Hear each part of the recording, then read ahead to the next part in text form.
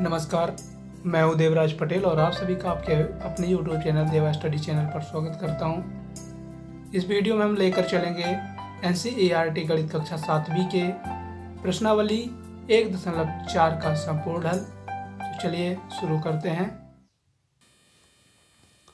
आप देख सकते हैं कि प्रश्नावली 1.4 का पहला क्वेश्चन है, निम्नलिखित में से प्रत्येक का मान ज्ञात कीजिए। पहला है ऋण 30 भागे 10, यानी आप भाग संक्रिया है तो हमें भाग करना है।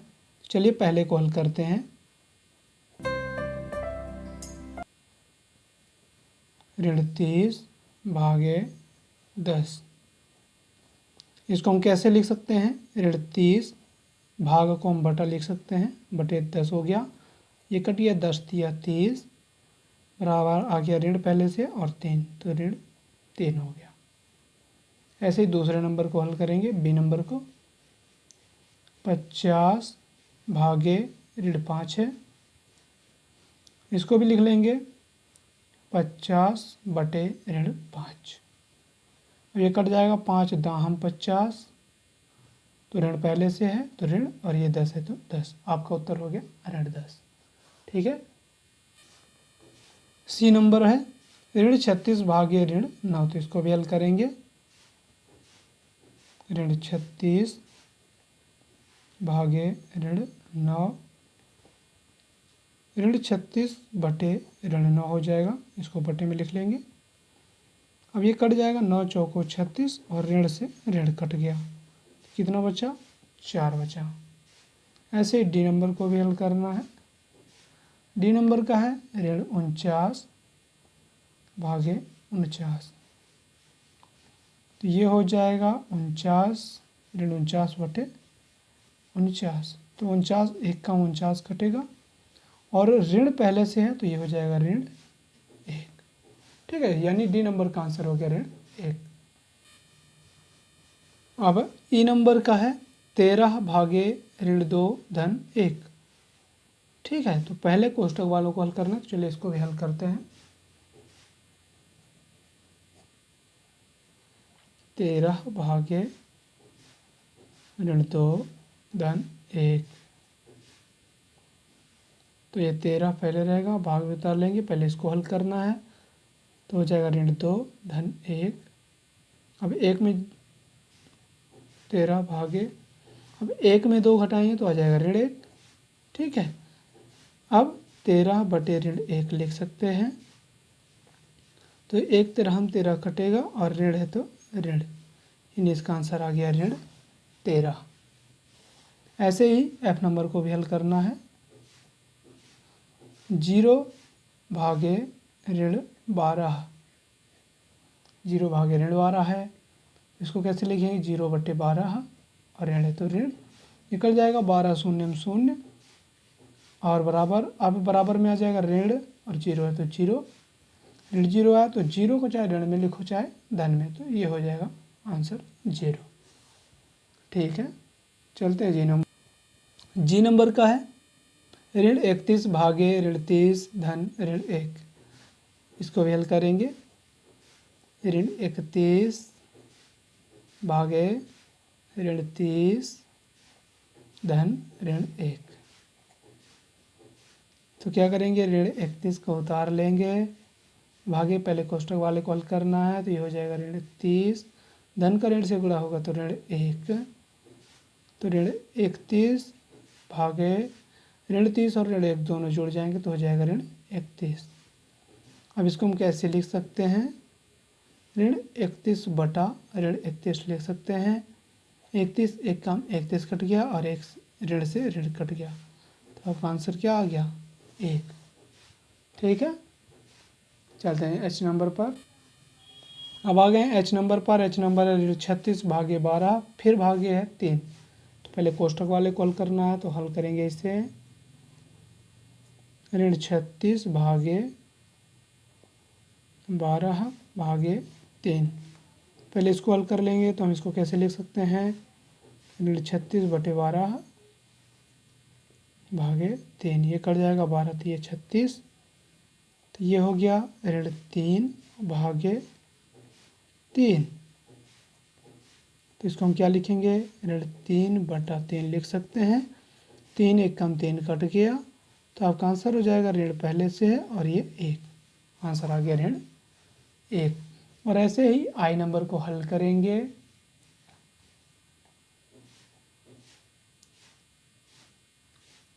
ऋण 6 धन 5 कोष्टक में है, भागे ऋण 2 धन 1।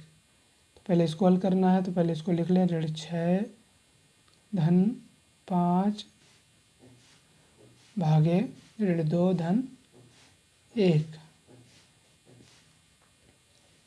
तो पहले इसका दोनों को जोड़ घटा लेंगे, तो क्या हो जाएगा, ऋण 6 धन 5 भागे, इसको भी जोड़ना घटाना पड़ेगा, तो इसको करें ऋण 2 धन 1। अब 5 में से 6 गया तो ऋण 1 बचा, भागे 1 में से 2 गया तो ऋण 1 बचा। अब इसको हम लिख सकते हैं ऋण 1 बटे ऋण 1, 1 कम 1 कट गया और ऋण से ऋण कट गया, यानी आपका आंसर क्या आया, इसमें आ गया 1। चलिए आ गए हम क्वेश्चन नंबर दूसरे पर, और दूसरा क्वेश्चन है ए, बी और सी निम्नलिखित मानों में से प्रत्येक के लिए ए भागे बी धन सी बराबर नहीं है, ए भागे बी धन ए भागे सी को सत्यापित कीजिए। पहला है ए बराबर 12, बी बराबर ऋण 4 और सी बराबर 2। तो पहले हम सूत्र को लिख लेंगे, यानी कि पहले हम सूत्र के LHS यानी लेफ्ट हैंड साइड को लेकर चलेंगे। लेफ्ट हैंड साइड का मतलब होता है बायां पक्ष। तो पहले बाएं पक्ष को लेकर चलते हैं हल पे। ए भागे बी धन सी, पहले बाएं पक्ष को लेकर चलेंगे और इसमें ये बाएं पक्ष में ए बी सी का मान रख देंगे।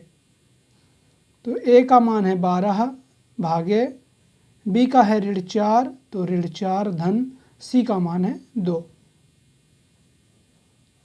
12 भागे, अब 2 में से अगर 4 घटाएंगे तो 2 में 4 जाएगा तो बचेगा ऋण 2। अब क्या हो गया, 12 भागे ऋण 2, तो इसको हम कैसे लिख सकते हैं, 12 बटे ऋण 2, क्योंकि भाग को बटे में लिख सकते हैं। ये कट गया, 2 छक्के 12, ये ऋण बचा हुआ है तो ये आ गया ऋण 6। ठीक है, यानी जो बाएं पक्ष को लेकर के चले हैं उसका मान ऋण 6 आया है। इसके साइड पे लगा लेंगे दाएं पक्ष को। दायां पक्ष है ए भागे बी धन ए भागे सी। ठीक है, तो इसमें भी ए बी सी का यही मान रखेंगे। ए क्या है 12 भागे, बी का मान है ऋण 4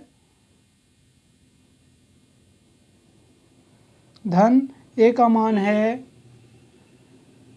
12 और सी का मान है 2, तो भागे 2।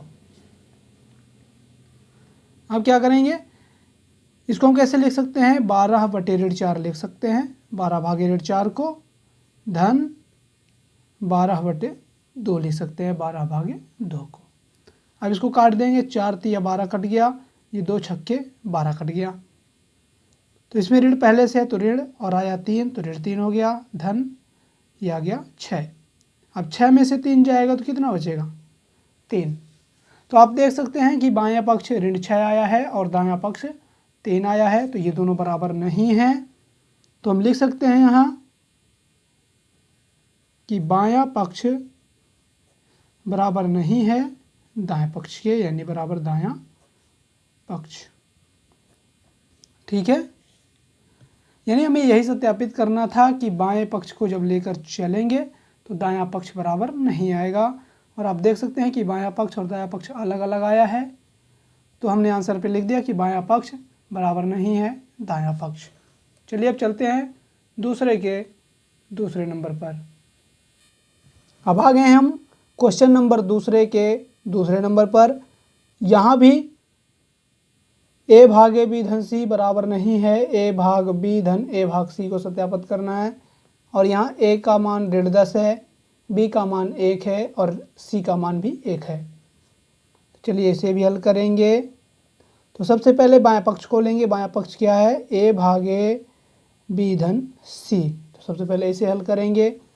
ए का मान रखेंगे ऋण 10 भागे, बी का मान है 1 धन सी का मान है 1। तो ऋण 10 भागे क्या हो गया 1, 1 2 हो गया। अब हम ऋण 10 भागे 2 को क्या ले सकते हैं, ऋण 10/2।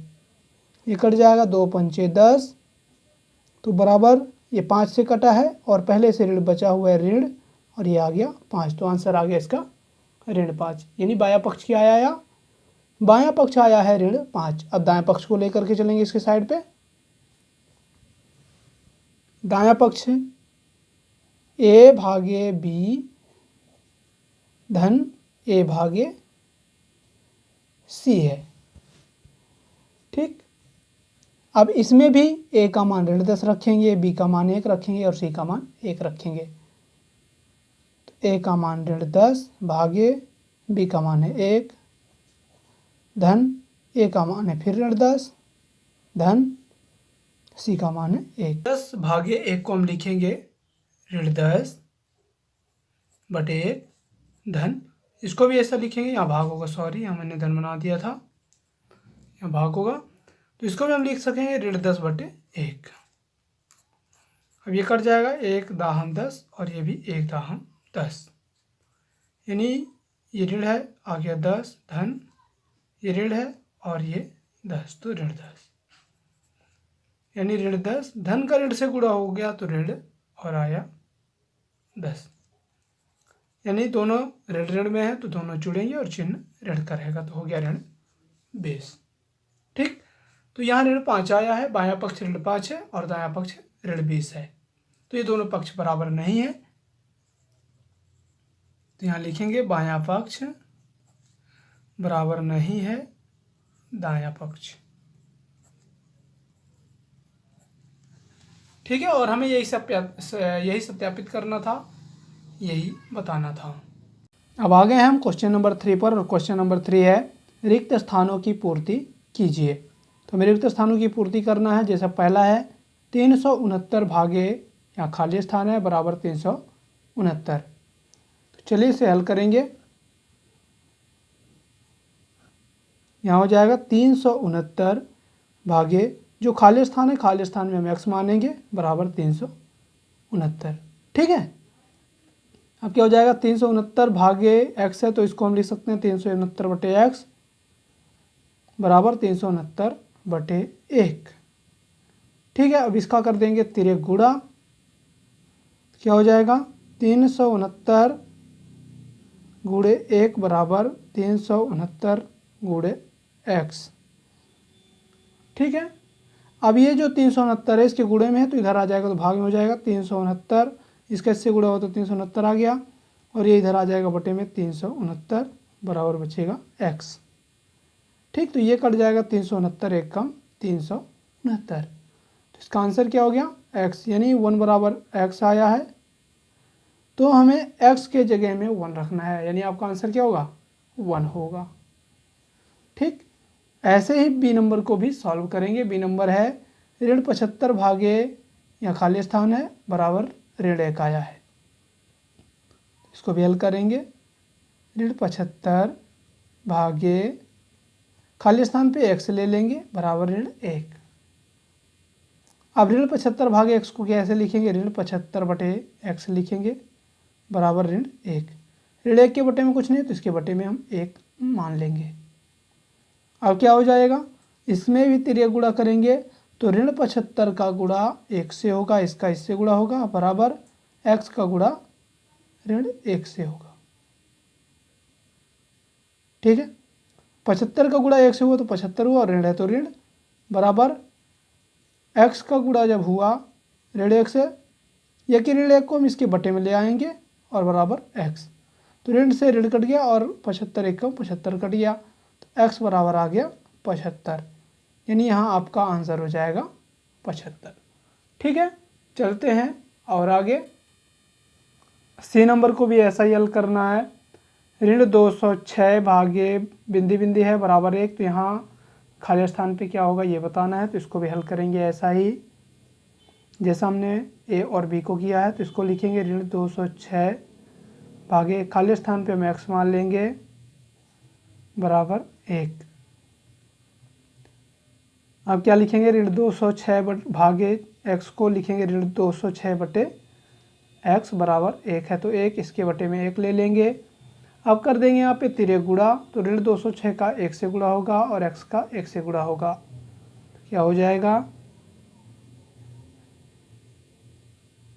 x गुणे 1 बराबर हो जाएगा 1 गुणे ऋण 206। ठीक है, तो x का x से गुणा हुआ, 1 से हुआ तो x ही आ गया, और 1 का ऋण 206 से गुणा हुआ तो x का मान ऋण 206 ही आ गया। तो आपका यहाँ आंसर क्या होगा, ऋण 206।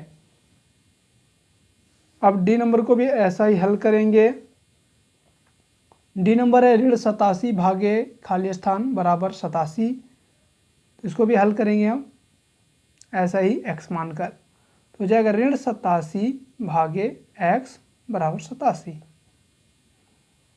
ऋण 87 भागे x को लिखेंगे ऋण 87 बटे x बराबर 87 है, तो 87 बटे में 1 मान लेंगे क्योंकि उसके बटे में कुछ नहीं है।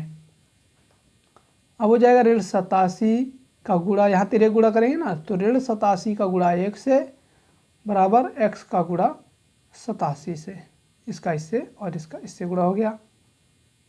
अब ये ऋण 87 ही रहेगा, ऋण 87 का 1 से गुणा हुआ, ये गुणा में इधर इसको ले आए भाग में, तो ऋण 87 बटे 87 हो गया बराबर बचा x, ये कट गया 87 1 कम 87 और ये ऋण है तो ऋण, यानी x का वैल्यू हो गया ऋण 1, तो आपका यहाँ आंसर हो जाएगा ऋण 1। अब चलते हैं ई और एफ नंबर को देखते हैं।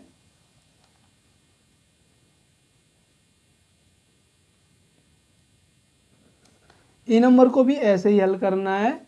ई नंबर का है खाली स्थान दिया है, भाग अगर 1 से भाग करेंगे तो ऋण 87 आना चाहिए, तो चलिए यहाँ ले लेंगे x भागे 1 बराबर ऋण 87, यहाँ पे x बटे 1 लिख लेंगे बराबर ऋण 87 है, तो ऋण 87 इसके बटे में भी 1 मान लेंगे, यहाँ पे बटे में 1 था ही।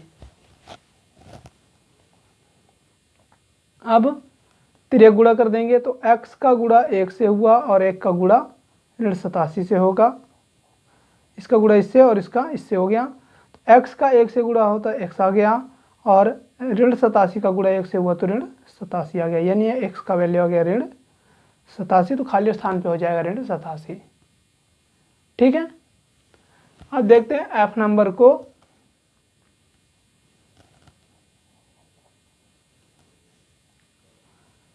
खाली स्थान पे x मानेंगे भागे 48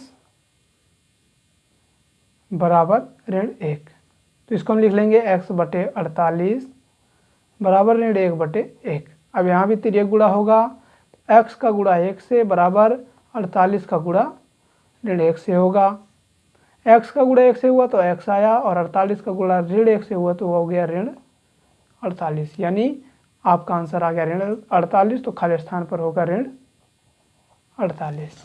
ठीक है, चलते हैं और आगे थोड़ा सा देखते हैं जी नंबर को। जी नंबर को ऐसा ही हल करना है, जहाँ खाली स्थान है उसको मान लेंगे x, तो हो जाएगा 20 भागे x बराबर ऋण 2। 20 भागे x को लिखेंगे 20 बटे x बराबर ऋण 2 बटे 1 मान लेंगे।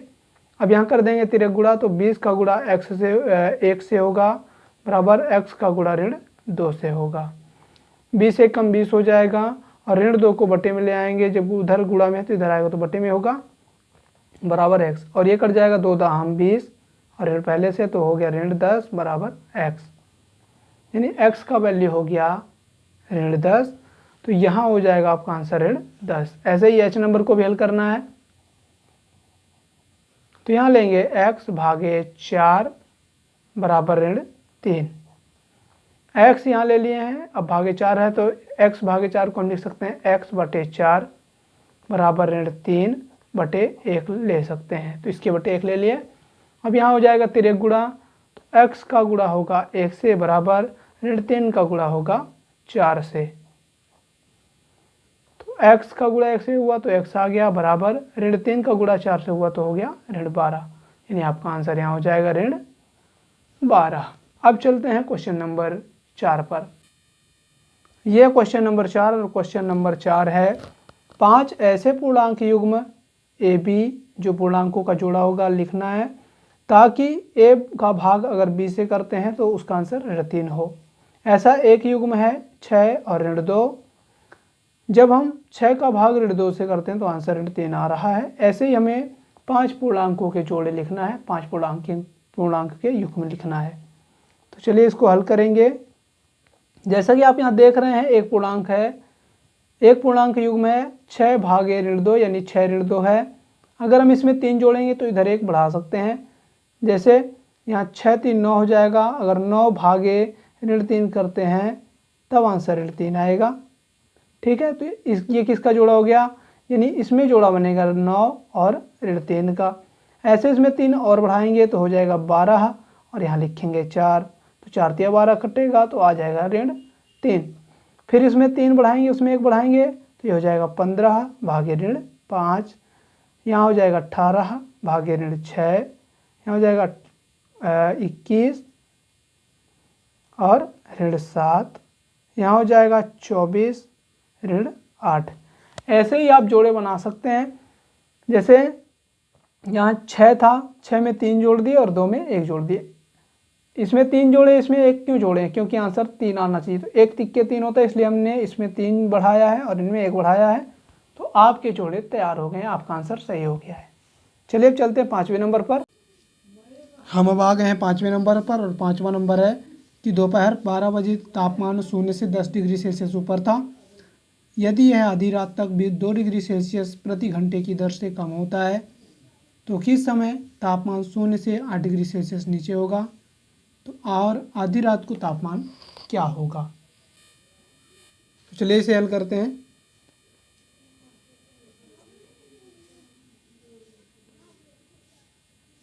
पहला हो गया 10 डिग्री सेल्सियस से ऊपर था और यहाँ पूछा हुआ है कि 8 डिग्री सेल्सियस से नीचे तापमान कब होगा। तो इन दोनों का अंतर निकाल लें तो तापमान में अंतर हो जाएगा, तापमान में अंतर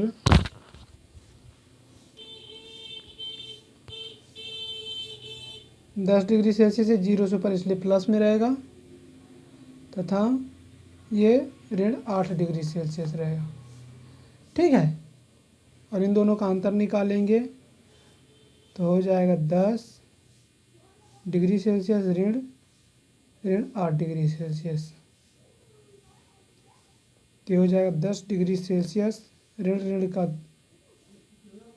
ऋण का धन 8 डिग्री सेल्सियस। अब ये दोनों जुड़ जाएंगे तो हो गया 18 डिग्री सेल्सियस। ठीक है, यानी तापमान में अंतर आ गया 18 डिग्री सेल्सियस।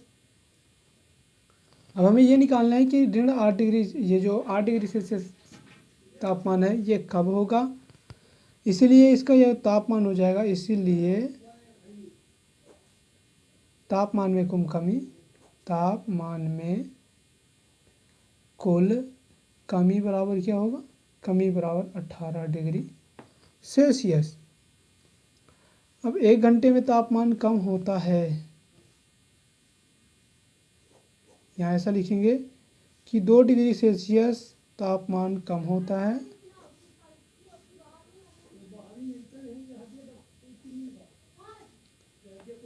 1 घंटे में। तो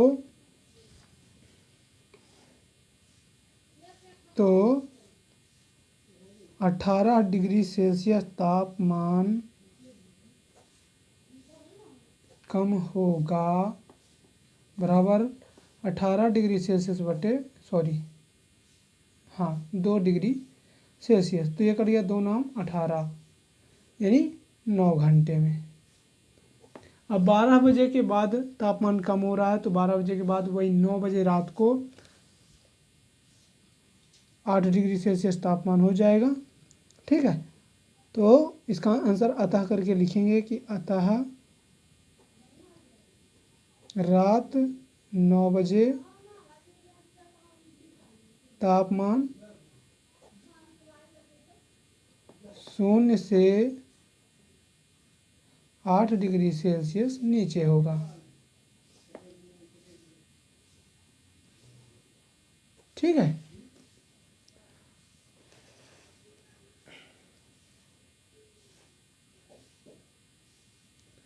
और अभी पूछ रहा है कि आधी रात को तापमान क्या होगा, तो अभी बताएंगे कि आधी रात का तापमान। तो पहले तापमान कितना था,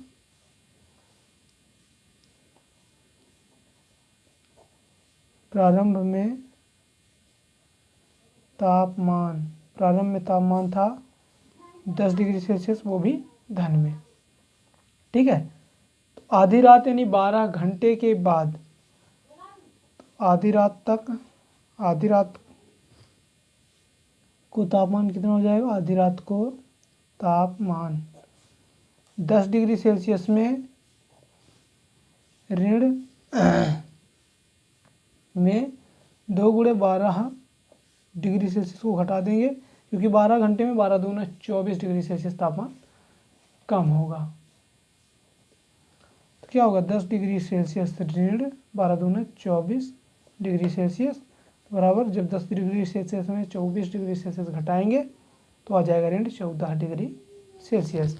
यानी आधी रात को तापमान ऋण 14 डिग्री सेल्सियस होगा। तो आप अतः करके इसको भी लिख सकते हैं कि अतः आधी रात को तापमान ऋण 14 डिग्री सेल्सियस होगा। ठीक है, यही आपका आंसर है। अब हम चलते 6वें नंबर पर। अब हम आ गए हैं प्रश्न नंबर 6 पर। प्रश्न नंबर 6 है कि एक कक्षा टेस्ट में प्रत्येक सही उत्तर के लिए धन 3 अंक दिए जाते हैं और प्रत्येक गलत उत्तर के लिए ऋण 2 अंक दिए जाते हैं, और किसी प्रश्न को हल करने का प्रयत्न नहीं करने पर कोई अंक नहीं दिया जाता है। तो पहला है कि राधिका ने 20 अंक प्राप्त किए गए। राधिका ने 20 अंक प्राप्त किए, यदि उसके 12 उत्तर सही पाए जाते हैं तो उसने कितने प्रश्नों का उत्तर गलत दिया है। तो चलिए इसको हल करते हैं। तो पहले लिखेंगे कि एक सही उत्तर का अंक, क्योंकि उसने 12 सही उत्तर दिए ना, तो पहले एक सही उत्तर का अंक हो जाएगा, एक सही उत्तर का अंक बराबर धन 3। तो 12 सही उत्तर का अंक क्या होगा,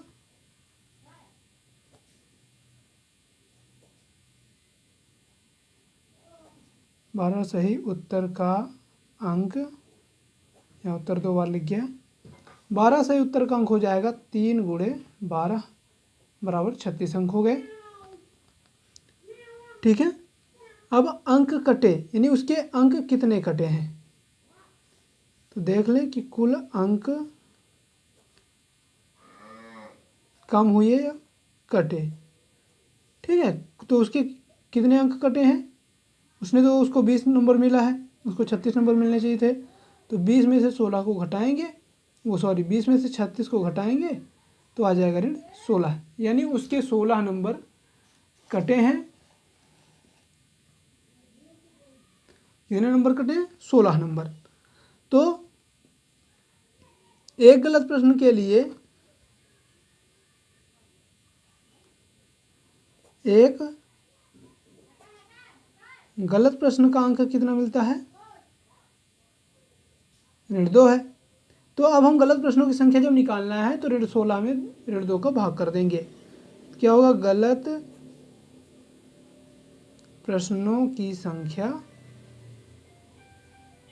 बराबर ऋण 16 बटे ऋण 2। तो ये कट जाएगा, 2 अट्ठे 16 और ऋण से ऋण, यानी उसने 8 प्रश्न गलत किए हैं। आपका आंसर हो जाएगा कि मोहिनी ने कुल 8 प्रश्नों का उत्तर गलत दिया है।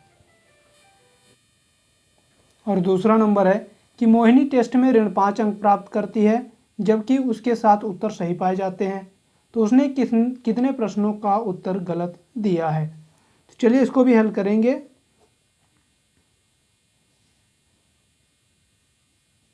तो सही उसने कितने उत्तर सही किए, 7 सही। तो एक सही उत्तर का अंक कितना होता है, एक सही उत्तर का अंक बराबर धन 3। अब उसने 7 सही उत्तर किए हैं, तो 7 सही उत्तर का क्या हो जाएगा, 7 सही उत्तर के अंक होंगे,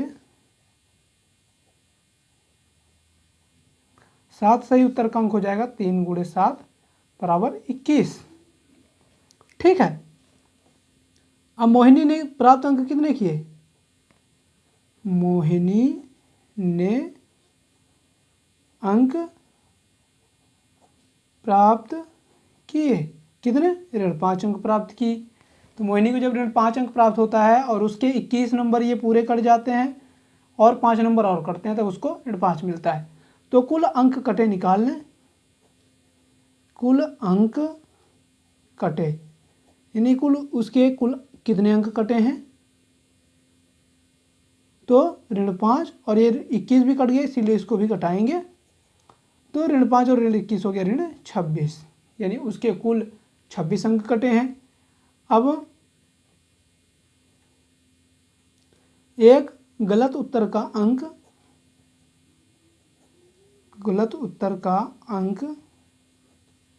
ऋण 2 होता है। तो अगर हम गलत उत्तरों की संख्या अगर निकालेंगे तो ऋण 26 बटे ऋण 2 हो जाएगा, यानी गलत उत्तरों की संख्या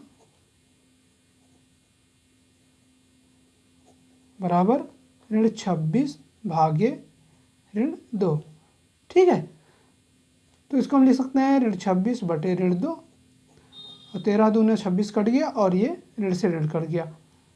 आप लिखेंगे अतः, यानी बराबर करके 13 लिख देंगे। और अब आप लिख सकते हैं कि अतः मोहिनी ने 13 प्रश्नों का उत्तर गलत किया। 13 प्रश्नों का उत्तर गलत दिया है। ठीक है, इस प्रकार आपका क्वेश्चन नंबर 6 भी कंप्लीट हो गया। अब मिलेंगे 7वें नंबर पर, और 7वां नंबर प्रश्नावली 1.4 का आखिरी क्वेश्चन है और इस वीडियो का भी आखिरी क्वेश्चन ही है। 7वां नंबर है कि एक उत्थापक किसी खानकुपक में 6 मीटर प्रति मिनट की दर से नीचे जाता है। यदि नीचे जाना भूमि तल से 10 मीटर ऊपर से शुरू होता है तो ऋण 350 मीटर पहुंचने में कितना समय लगेगा। यानी भूमि तल से 350 मीटर नीचे जाना है, इसलिए इसको ऋण पे लिखा हुआ है। ठीक है, तो चलिए इसको भी हल करते हैं।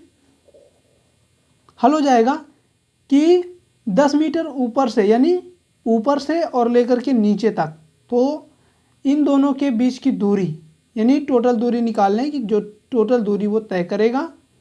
ठीक है, तो हो जाएगा 2 बिंदुओं की स्थिति में,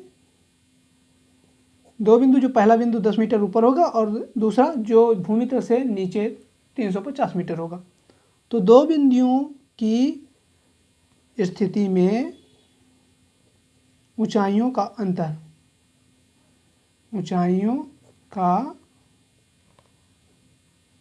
अंतर कितना हो जाएगा।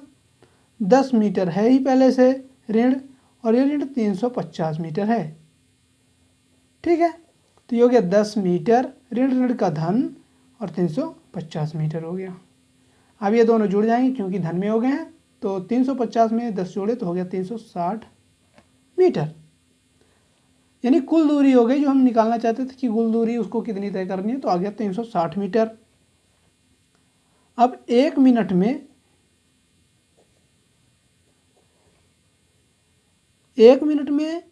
नीचे जाता है,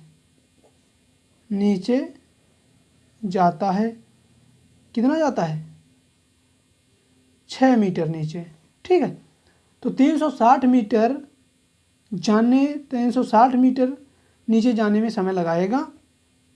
यह कि इसको ऐसा लिख सकते हैं कि नीचे उतरने की दर, इसको ऐसा लिख लो, नीचे उतरने की दर, तो नीचे उतरने की दर हो जाएगी 6 मीटर प्रति मिनट। ठीक है, 6 मीटर प्रति मिनट। अब इसलिए अब क्या निकालेंगे, समय लगा, यानी टोटल समय लगेगा। तो कितना समय लगेगा, 360 मीटर में 6 मीटर को डिवाइड कर देंगे, 360 मीटर में 6 मीटर का भाग कर देंगे, तो ये मीटर से मीटर कट गया, 6 6 1 36 और 6 0 0, यानी कितना लगा, 60 मिनट लगा। और 60 मिनट को हम 1 घंटा लिख सकते हैं। क्यों? क्योंकि 1 घंटे में 60 मिनट होते हैं। ठीक है, तो आपका आंसर हो गया कि उसको कुल समय यानी कि भूमितल से, अगर भूमितल से 10 मीटर ऊपर से शुरू होता है तो ऋण 350 मीटर नीचे पहुंचने में उसे कुल 1 घंटे का समय लगेगा। इसी प्रकार ये प्रश्नावली खत्म होता है।